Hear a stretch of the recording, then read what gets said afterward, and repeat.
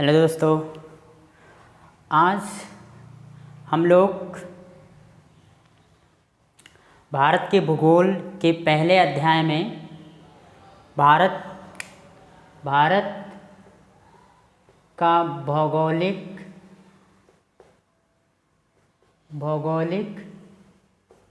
अवस्थिति व विस्तार पढ़ेंगे।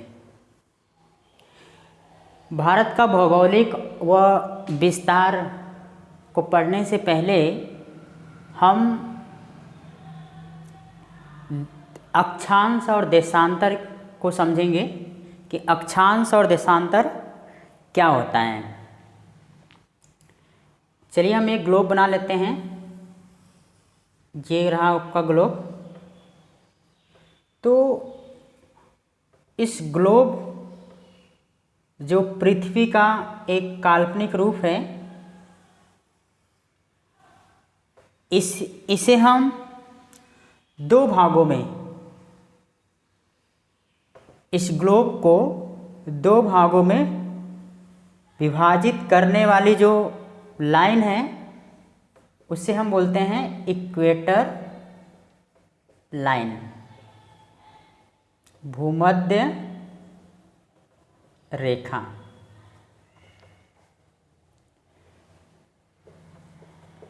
अक्षांश एवं देशांतर हम इसे समझ रहे हैं।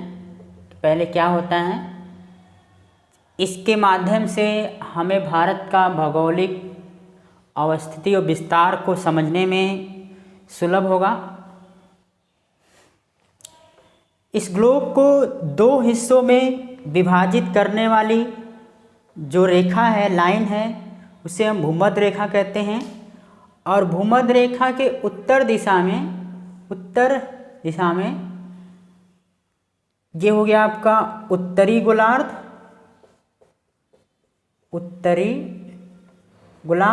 और भूमध्य रेखा के दक्षिण में दक्षिणी गोलार्ध।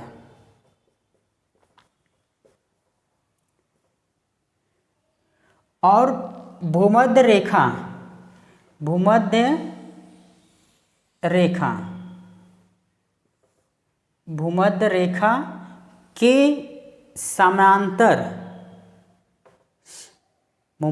के समांतर खींचे जाने वाली रेखा को अक्षांश रेखा कहते हैं। हम इस ग्लोब को एक केंद्र मानकर एक डिग्री पर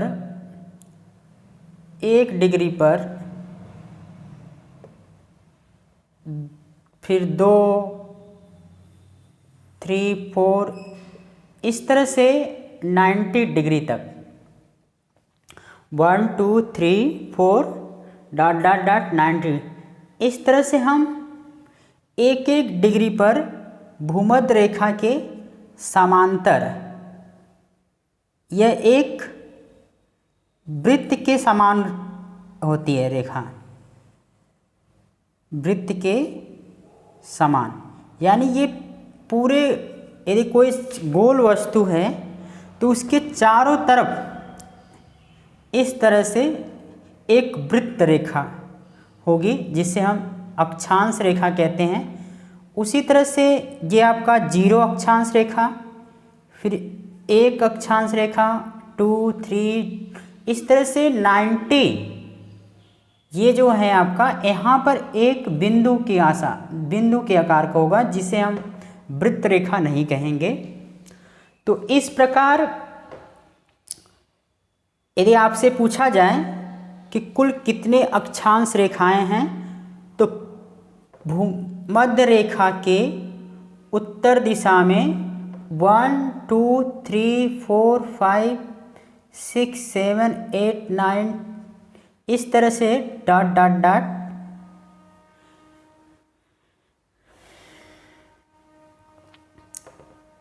कुल कितनी अक्षांश रेखाएं हो जाएंगी?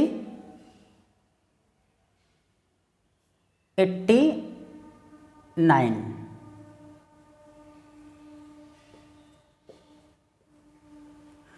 और इसी तरह से भूमध्य रेखा के दक्षिण में एक एक डिग्री के अंतराल पर हम वृत्त रेखा खींचें तो 1, 2, 3 इस तरह से डॉट डॉट डॉट डॉट 90। तो ये एक हमारा बिंदु के आकार का होगा जो वृत्त रेखा नहीं होगा। तो इस तरह से 89 और 89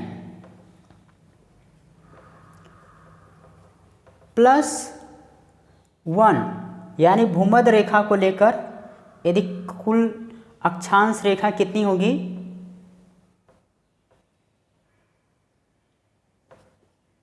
+1 179 अक्षांश रेखा होगी, रेखाएं होंगी। यानी इस पूरे ग्लोब पर भूमध्य रेखा के उत्तर दिशा में यानी उत्तरी गोलार्ध में कुल कितनी अक्षांश रेखाएं खींची जाएंगी, 89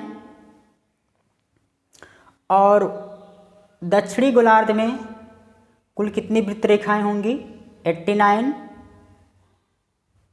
और भूमध्य रेखा सहित एक इसको ऐड कर लेंगे तो कुल 179 अक्षांश रेखाएं होंगी। ये जो आपका 90 डिग्री वाला है ये एक बिंदु आकार का है, ये एक रेखा नहीं है। यदि इसे भी सम्मिलित कर लिया जाए तो 181 हो जाएगा, पर ये एक वृत्त रेखा ना होकर एक बिंदु है। तो ये रहा अक्षांश रेखाएं। समझें कि अक्षांश रेखाएं कैसे खींची जाती है। आइए हम अब समझते हैं कि देशांतर रेखा क्या होता है।